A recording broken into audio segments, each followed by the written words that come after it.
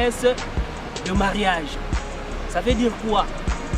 Moi si na mobali va se promettre ou mobali à promettre moi si libala maintenant nous bali été. Article 344 il y a code de la famille le Bible. En cas de rupture de fiançailles, les prestations et les valeurs données ou échangées durant les fiançailles sont remboursées conformément à la coutume.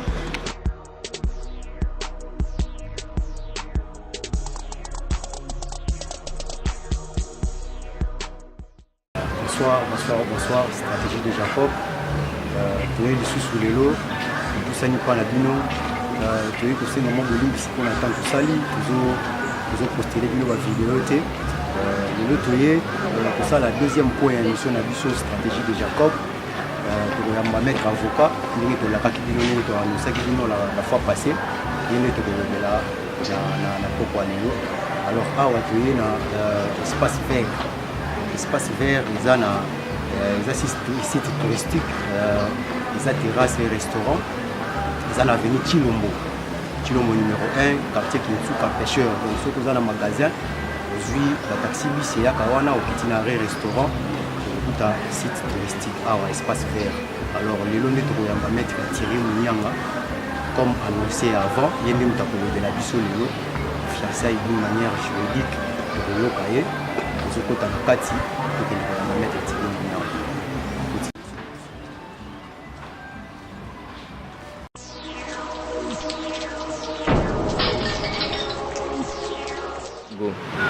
biso oyo tokomi na esika yango toyei koyamba maître avocat maître Thierry bakozwa ta ya se présenter na ye nde tokosolola na point oyo tozalaki nango ya mibale comprendre les fiançailles d'une manière juridique. Alors toannonsaka bino ke tokoyamba ye lelo toyambi ye na kati espace touristique oyo espace vert na Kinsuka pêcheur place toponaki mpona kosepelisa mpe mwa miso na bino ozomona mai na ngambu ozomona bato bazomela kosala mwa bien bino bato boza na Europe boza na Amérique boza na Kinshasa Brazzaville na Afrique mobimba na Amérique na Europe mobimba na Asie bomona mwa biloko bamerveille ya Kinshasa kotikala na yango. Alors sans plus tarder na koprésenter bino maître Thierry Mounianga yeyo akose présenter boyeba ye aza nani aza mosala ni ezalaka wapi kotikela ye temps. Maître Thierry Mounianga, bonsoir. Bonsoir Ndeko Blaise. Alors ndenge na anosaki lelo toza na esanga koyamba yo na émission na biso stratégie de Jacob. Alors naanosa bamama Jacob na bapapa ba Jacob ke tokoyamba yo nde tokosolola point na biso ezalaki comprendre le mariage d'une manière juridique. Alors on s'est présenté, vous avez nani, vous avez maître ya baronini, vous avez nani. Alors atikeli yo moko. Merci beaucoup Ndeko Blaise na maloba opesingai na remercier lisusu pona l'invitation na yo na cadre kitoko tozali komona wamba na ngali bosona koma awa. Vraiment merci beaucoup na ko découvrir ma kitoko koto. Alors pona ko kota na vif ya sujet na biso ezali le fiançailles d'une manière un peu juridique. Sans plus tarder, tokobanda na kolobela oyo ezali fiançailles. C'est-à-dire fiançailles eza nini en fait parce que batu mingi ba comprendre kate ou soit batu mingi baza ba ignorant ba éviter fiançailles eza nini. En fait pour na ko définir fiançailles par expérience autoza nango mutu nyonso akoki ko définir fiançailles ya ndenge azomoni nango. Mais biso ba juriste toza na instrument oyo biso to utilisaka biso ba avocat ezali loi. Donc jamais kolobela likambu d'une manière juridique sans pour autant to consulter aux ali loi. Alors d'une manière juridique s'il faut aller droit au but pour définir fiançailles en tant que comme étant ou soit les fiançailles est une promesse. Ça c'est une définition légale. Définition légale, la définition oyo, code de la famille, loi aux alliés pour régir fiançailles, au EPC, au législateur a défini une promesse de mariage. Ça veut dire quoi? Moi si na mobali, bah c'est promettre, ou mobali à promettre moi si libala, mais nanou a bali été. Ça, c'est la loi qui définit les fiançailles de cette manière-là.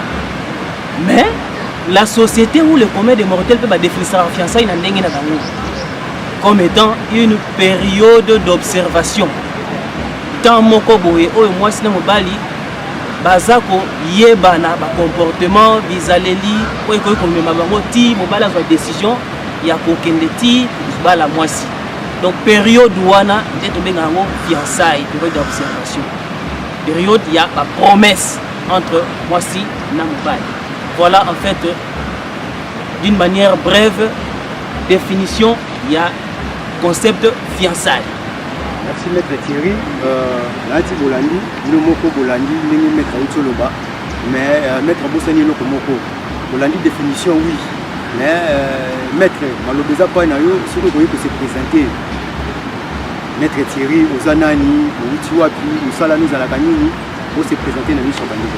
Merci beaucoup Ndeko Blaise, beaucoup de gens ici là parce que maintenant les alliés ayo, il y a nos alliés angai. Ngai comme on angai maître Thierry Munyanga, nazali avocat de profession et na salaka na cabinet Télésphore Yenda où ils sur 10e rue industrielle na limité. Naza marié mais je n'ai pas encore d'enfant. Donc voilà d'une manière brève c'est que je suis. Ok, maître Thierry a le bien marié, mais n'a la petite toujours c'est la bébé. Et pour Nana, tout ça, mon musica, tout ça, le mariage, maître Thierry, où tu vas la calamité, en tout cas, c'est fantastique, no comment. Alors, maître Thierry, pour ami bala par définition, tu l'as dit tout nayo, où est-ce que les formes de fiançailles par rapport aux coutumes? Oui, merci pour la question de Blaise. Bon, la fiançailles, forme nango et dépendaka, na coutume, il y a mwasi to ya mobali. Soki yo lingo ke de fiancé mwasi, yo mobali oko se conformer na coutume ya mwasi.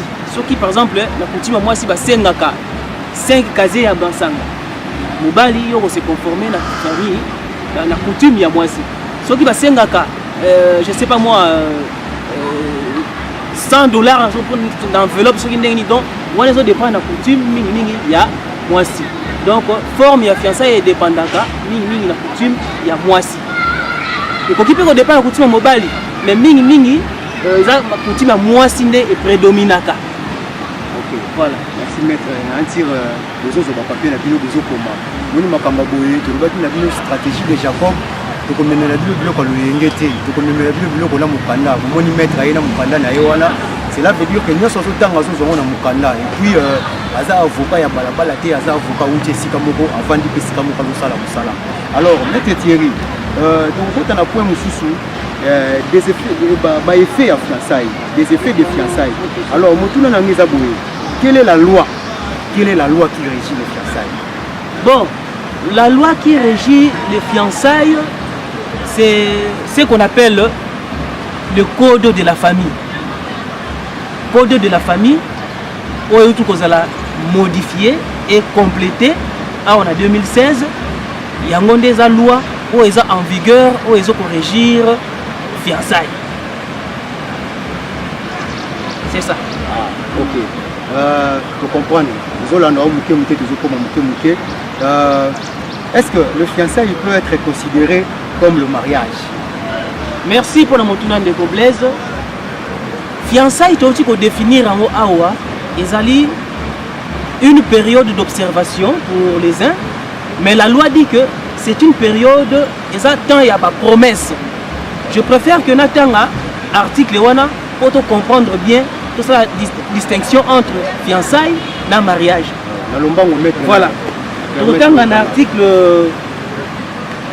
code de la famille bien sûr, hein? Oui, oui. Article 337 du code de la famille. Oui, oui. Et la loi et le Bible. Le fiançailles sont une promesse de mariage. Okay. Elle n'oblige pas le fiancé à contracter mariage. Okay. Le mariage peut être contracté sans célébration préalable de fiançailles. Donc par là, nous comprenons directement que le fiançailles n'est pas le mariage. Okay. Le fiançailles, c'est une promesse. une promesse peut être réalisée, soit elle ne peut aussi être irréalisée ou irréalisable, pardon. Donc il faut réaliser promesse, surtout comme il faut réaliser un côté. Donc mariage est le comme mususu, fiançailles est le comme mususu. Fiançailles est la préparation. Tant il y a préparation, il y a mariage. Voilà. Fiancé, mobali, na moi si baza pour s'observer, baza pour se promettre, baza pour bongisa mariage na bango. Mais fiançailles est mariage été. Il y a période, il y a promesse, période il y a observation, période il y a préparatif disons. Il y a mariage, il y a un préparer mariage. Mais il y a un mariage sans pour autant passer par le fiançailles. Voilà. Donc c'est ça la grande distinction entre le fiançailles et le mariage. Ok maître, en tout cas, nous allons comprendre. Nous allons comprendre les fiançailles. Maître, question en cas de rupture, quel est le sort des deux parties? Merci pour notre tour de Blaise. En cas de rupture, il y a fiançailles. Voilà. Le sort de deux parties, c'est-à-dire fiançailles ndenge zawana eza likambo moko oyo l'État ayebi yango te. Jamais bakenda ko enregistrer fiançailles na registre de l'État civil te. Eza promesse entre moi et mobile. Et ko simba tout comme ekoki ko simba te. Alors ceux qui par exemple moi et mobile ba yokanité et qu'il y a rupture, c'est que mariage peut ko salimate, moi c'est akena ndenge na ye, mobile peut akena ndenge na ye. Mais la loi ezali ko prévoir moi ba condition moko boye, ceux qui par exemple mutu oyo à rompre fiançailles et qui est causé préjudice et à moninga, mutuana ou à subir préjudice wana a koki ko réclamer paix dommage et intérêt. Vous comprenez? Selon les coutumes na bango esenga ki tout avec ko réclamer dommage et intérêt. Et puis na fiançailles ninga zala après rupture et koki ko produit ba conséquences oyo to ko benga ba restitution il y a ba bien mais ba prestation oyo seulement qui pendant le fiançailles. Donc tout ça, il y a ils ont consisté par conséquence, il y a rupture, par effet disons il y a rupture, il y a ça. Donc c'est ça. Ok, maître, en tout cas, tout ça il faut pas moi parce que biloko tout ça fallait quand to benga yo. Il fallait quand to benga yo biso tout ça ba juriste, il fallait to benga yo ko bandiko la biso baza libanda, ko bazo linga ba kota na mabala, ba comprendre yo nini il y a fiançailles, différence entre fiançailles et mariage. Alors, maître, question monsieur Soyelingai. En cas de conflit entre les deux parties, entre les fiancés, quelle est la juridiction compétente qu'il faut trouver? Voilà. Quand on parle de la juridiction, il y a instance judiciaire, nini oyo, il faut saisir, on a pour résoudre conflit wana. Bon, dès que nous avons fiançailles enregistré, l'État a bien noté. En cas de conflit, mingi coutume et mise en application. Même à dommage ou à l'intérieur, on a mingi coutume. Mais au cas où il y a conflit de coutumes, et ça coutume il y a moins scindé et ça a beaucoup plus de considération. Voilà. Vous comprenez?